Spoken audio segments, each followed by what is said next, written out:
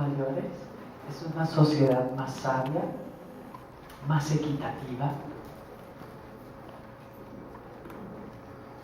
más desarrollada. En Colombia, el adulto mayor tiene muy pocos espacios de entretenimiento. Es por eso que hoy les estoy diciendo, aquí los martes hay espacio para todos ustedes. Y quiero que noten en ese video cuán felices estaban todos ellos de hacer un trabajo donde reconocemos la sabiduría que tiene esta edad, que no sale corriendo pero que es capaz de reflexionar, que no está en la mitad de las fiestas, pero que conoce este país mejor que todos nosotros. Al ser jurado de estos premios, de estas historias maravillosas, primero que todo quiero agradecerle a Javier y a la Fundación Fahrenheit. Creo que están haciendo una labor increíble. Ellos que son tan chiquitos, es increíble que realmente tengan tanto interés en el adulto mayor. Yo no estoy llegando allá arriba, así que yo sí tengo mucho interés en el adulto mayor. Pero me parece maravilloso que gente joven esté trabajando para que el adulto mayor sea reconocido y no solamente sea reconocido, sino que podamos oír sus sabias palabras.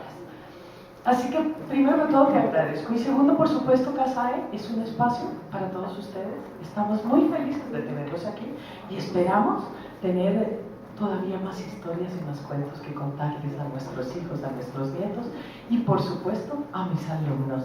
Este libro formará parte de la biblioteca de CASAE, de la escuela CASAE, y seguramente muchos de los muchachos que están empezando a actuar van a trabajar con sus historias y van a hacer algunas posiblemente escenas con ellas y van a pensar un poquito más en la sabiduría y en el genio que tienen todos ustedes los adultos mayores. Para mí, como jurado, fue un placer, fue realmente una sorpresa. Recordé mi Colombia de mi infancia, casi que me dan lágrimas en los ojos, porque fue recordar una Colombia que ya no existe, que ustedes no conocieron, que era una Colombia deliciosa, costumbrista, de cosas sencillas, de cosas pequeñas, de barquitos de papel, de tener amigos en la calle, de otro tipo de expresiones que para ustedes ya son tan lejanas. Así que oír todas estas historias de Cali para mí fueron maravillosas. Recordé mi infancia y mi vida, y de eso estamos hechos los colombianos. Así que estoy muy feliz. No sigo hablando carreta porque quiero empezar ya con el jugo, con estas obras preciosas, y voy a empezar con una obra de Cali, una obra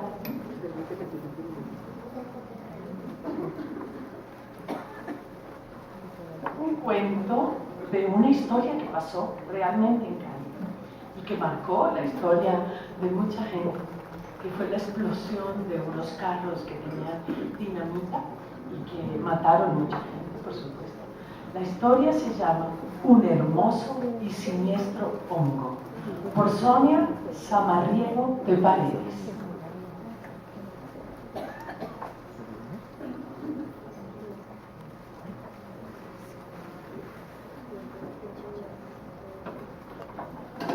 Un hermoso y siniestro hongo, por Sonia Sammarriego de Paredes. A la sombra de un frondoso árbol recordaba los días de mi infancia. Fueron momentos maravillosos donde los juegos me hacían vivir y soñar en medio de nuestra bella y amada Cali. Los niños de hoy en día no tienen ni la más remota idea de que algún día existieron esos juegos, de cuánta alegría y momentos súper gratos se están perdiendo, y los días del colegio, qué maravilla. Y todo esto a pesar de que nosotros pasábamos todos los días de la semana en el colegio, oigan esto, incluyendo los sábados. Del domingo ni se diga, pues había que asistir a misa, a la Santa Misa. Seguramente por esta ocupación total de nuestro tiempo podemos decir que surgieron los personajes que hoy por hoy existen en nuestra patria. ¿Por qué no volver a esos momentos de pequeña, organizada, respetuosa y próspera responsabilidad?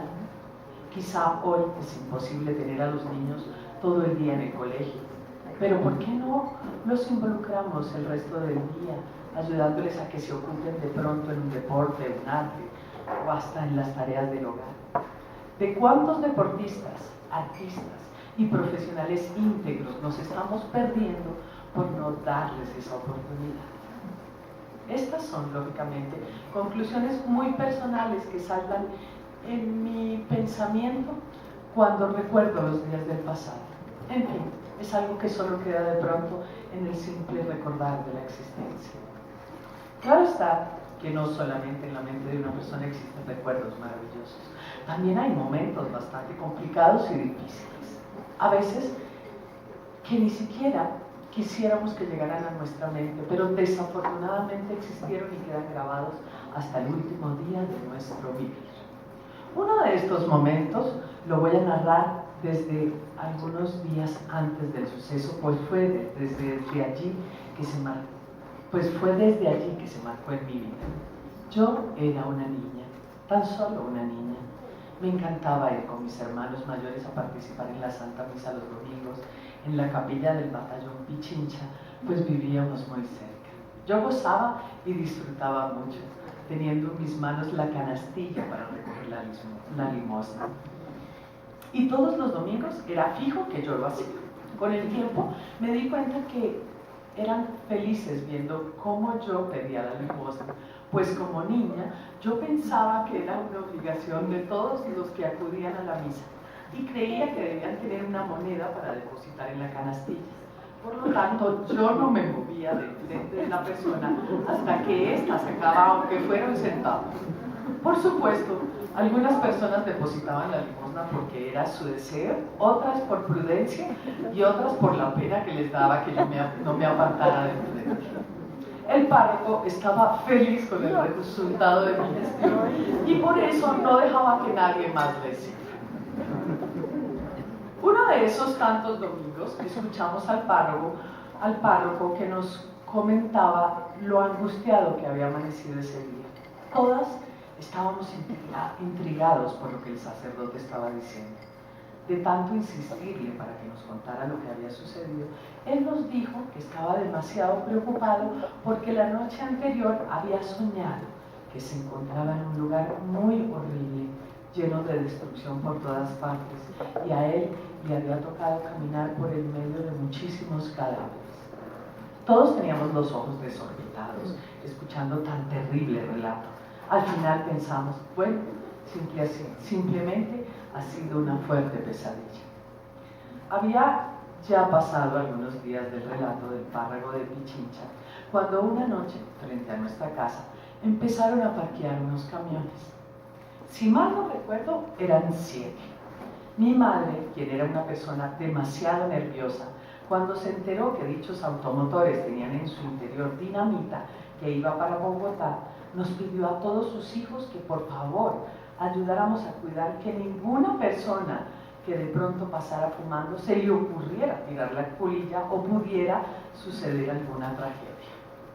Nosotros, dentro de nuestra inocencia, realmente disfrutamos el momento de guardianes o policías que nos habían encomendado.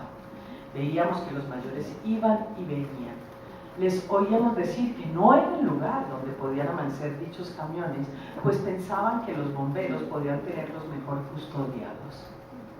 Pero ellos decían que no tenían lugar donde dejarlos pasar esa noche. Al final vimos que a eso de las 10 de la noche salieron los camiones sin nosotros saber hacia dónde se dirigían. Al fin y al cabo, tampoco nos interesaba.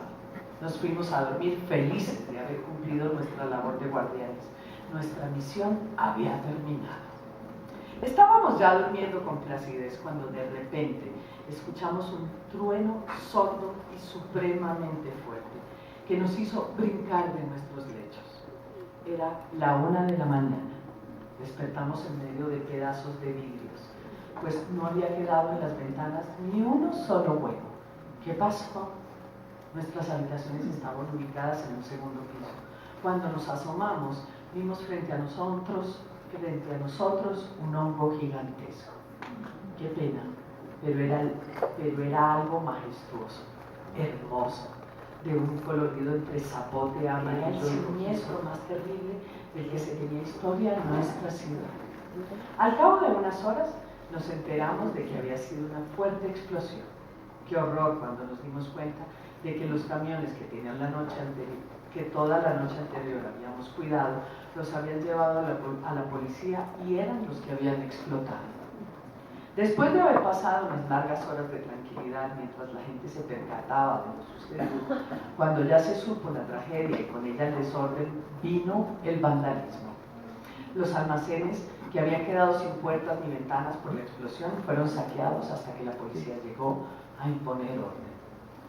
Cuando ya nos calmamos un poco, fuimos hacia el sitio y nos hemos encontrado un cuadro siniestro, lleno de dolor y de angustia. Pero ¿cuál fue mi más grande sorpresa? En medio de los muertos y la destrucción, observé a aquel sacerdote que unos días antes nos había dicho lo que había soñado. Sí, él estaba en medio de los heridos y de los muertos, ayudando a unos y dándoles los santos óleos a otros. No se supo jamás si fue casualidad o manos criminales. Solo se sabe que se vivieron los días más tristes de nuestra bella, amada y grande ciudad de Cali.